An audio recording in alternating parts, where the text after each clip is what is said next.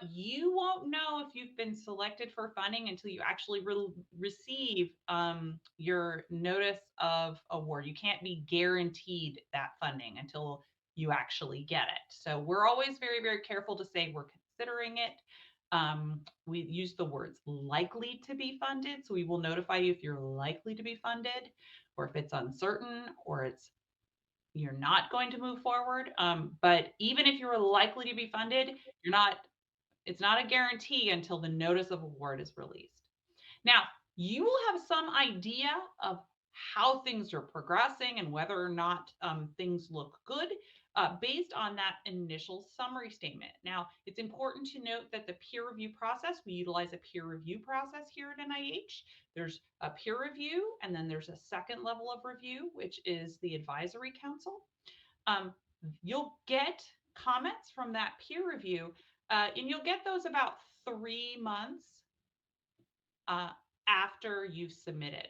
And that will give you an idea, although, peer review doesn't make funding decisions, they are providing their feedback and opinion to the NIH. And so that can help determine whether or not you're going to be considered. And so that information in the summary statement, you can take that and that can help you figure out, hey, is this something, are these comments and is this score going to put me in a zone of consideration, or am I going to have to resubmit? And that happens again around 3 months. And you can always reach out to a program officer. The program officer is on the top left-hand corner of the summary statement and ask about what your next best steps might be. So Adam, for resubmission, do the reviewers look at the summary statements from the initial submission? So reviewers are going to be asked specifically just to take a look at what you put in front of them in your resubmission application. So you really want to be sure that application conveys everything that you think is important for the reviewers to consider. That said, you will have the opportunity to provide, as part of the resubmission, a one-page response to the reviewers' feedback. So you can really take that response to hit any high points, correct anything you think was not well received in your initial application, and discuss how your application has been updated in response. So really focus on making sure that the application conveys everything that you think it needs to.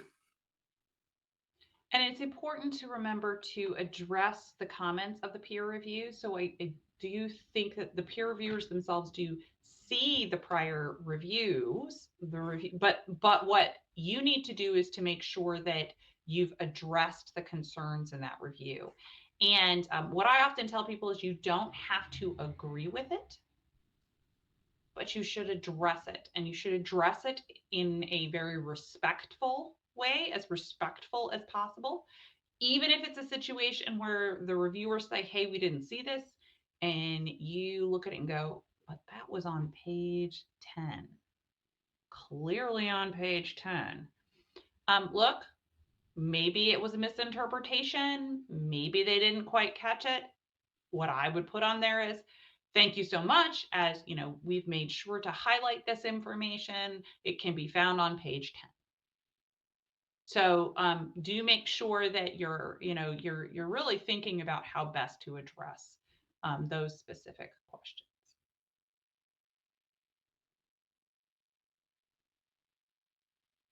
I see a question here about stage 1 funding.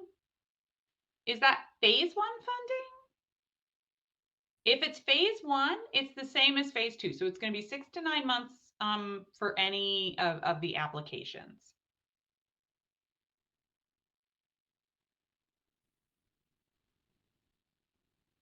So somebody asked, in our SBR applications, there's a score on a particular section can vary from 2 to 8. What's the reason for this range? Do you want to talk a little bit about review, Adam, and how that all works, and Absolutely. why the criteria score I both love and sometimes struggle with? Yeah. So you're going to get, as part of your summary statement, a lot of information It will include scores for from each of the reviewers that actually read your application, five scored review criteria, as well as a number of comments, both unscored and unscored criteria. You have to remember that the final score you get is not going to be a direct average of those scores that you're seeing. Those scores in particular, which generally should be for between 1 and 9 for each category, are based on their initial impression, but they are asked to actually provide one comprehensive score that can weigh each of those individual criteria more or less depending on what they think is most impactful and important for your proposal. And then your score will actually be the average of all of the review panel participants that are not conflicted. They will provide a score between 1 and 9 based on their perception of the proposal, the discussion, and that will be averaged multiplied by 10, and that will be your final um, priority score. So really do encourage you to take some time and go to the CSR website, get a good feel for the review process. Not always as straightforward or obvious as it might seem from your summary statement. One great thing you can always do is call your program officer, arrange a discussion, and discuss the outcomes of your review. They'll be happy to sort of walk through that summary statement and unpack the comments and the scoring and help give you a feel for what it really means and how best to move forward. Well, and there's a question here about, do the initial scores need to be less than 3 for the proposal to progress? Um, I would say no. I mean, it depends, right? I mean, it depends because those initial scores are not the final scores. And each institute and center will set their own specific funding criteria. A number of institutes and centers have a strict pay line. And if your score falls within that pay line, they will select your proposal for funding. In some cases, they're focused a little bit more on incorporating their particular funding priorities, and will consider applications within a range of competitive scores. So, always a great idea to talk to your program officer about each institute's funding process as well. Exactly. Let's see. So here's a another question about fast track applications. Um, and I know you discussed a little bit about the process earlier, but do you think fast track applications are a good idea, or does it reduce your chances of funding? That's a great question. And that's a myth that I like to bust, which is really around fast track, direct to phase two, and phase one, standard phase one. So, for those who missed this, there are three ways to kind of start off in our program: standard phase one application, something called a fast track, which combines the phase one and phase two into one proposal, and then a direct to phase two, which allows you to skip over the phase one if you've already got that feasibility study and go directly into that phase two. There are pros and cons of all of them. The nice thing about the fast track is it reduces that gap between the phase one and the phase two. You don't have to submit another proposal to get that phase two. So it reduces that time, that gap between those two phases, but still gives you access to the phase one funding. You know, the direct to phase two is great. You get that larger amount of money, but you do skip over, you're leaving money on the table with regards to the phase one. Um, there are a lot of myths out there around the fast tracks and even the direct to phase twos. And one of the myths that I do hear is that it's harder to get a fast track or direct to phase two.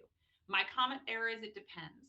Some institutes and centers do really look hard at those, but for the most part, what we've seen is if you look at the success rates across the NIH, what you find is that it's about equivalent for a phase one, a fast track, or a direct to phase two. It's basically your first time in, roughly the same success rate. So I would state it's more important to think about what makes most sense for your project.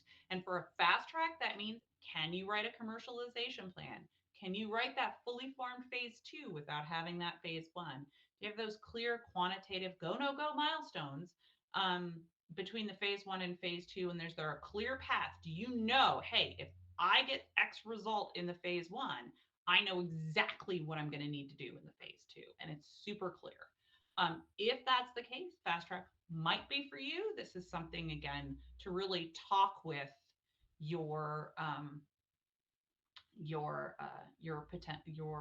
program officer. And it looks like someone is trying to get in touch with their program officer, and they're specifically trying to submit to a component of child health and human development, or at least I believe that's who that is.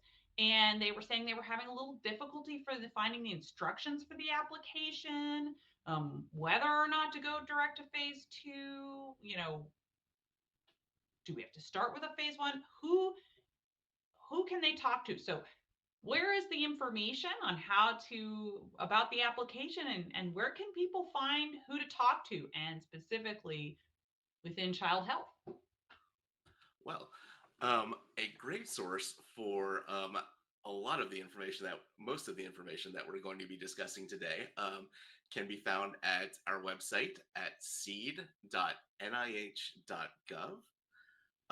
That will include links to contact information, and I can pop this into the chat as well, for a small business program manager point of contact for each of the 44 institutes and centers participating in NIH's small business program. And if you're not really sure, if you have a clear idea of what institute or center you're targeting, they're a great point of contact to discuss your potential application. They can connect you to other program officers as needed, and generally are very knowledgeable about their institute and centers' particular resources and how best to approach them. If you're really not sure of where your application might fit best, you can always reach out to us at seedinfo@nih.gov with a brief overview of your technology, your research goals. If you have draft specific aims, those could be very helpful. We're very happy to take a look and make some recommendations about who you might reach out to discuss your application with. I do see a question in here about, is there any data, what kind of proposals have been funded in the past? And that's another great way to figure out what institute and center might be a good fit if you're looking at the similar kinds of proposals to what you're looking at. So things in your area